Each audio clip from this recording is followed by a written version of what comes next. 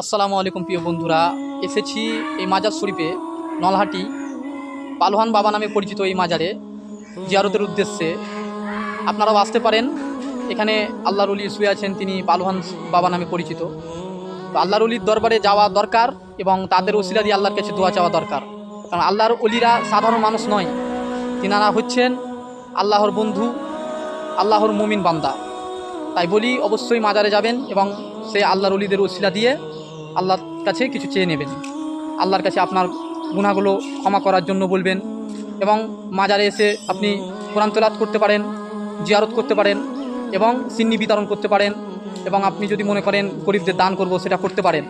যারা বলে যে মাজারে যাওয়া যাবে না, মাজারে যাওয়া শিরিক বা বেদাত, তাদের উদ্দেশ্য বলি কি মাজারে গিয়ে যদি আপনি শিরিক বা বেদাত জাতীয় কাজ করেন তবে বেদাত ও শিরিক হবে, কিন্তু সেখানে গিয়ে যদি জিয়ারত করেন এবং দান খয়রাত করেন বা কাউকে খাবার সিন্নি হিসাবে কাউকে খাবার বিতরণ করেন সেটা অবশ্যই জায়েজ। আপনারা আসতে পারেন এবং আল্লাহর ওলির দরবারে এসে দোয়া করতে পারেন।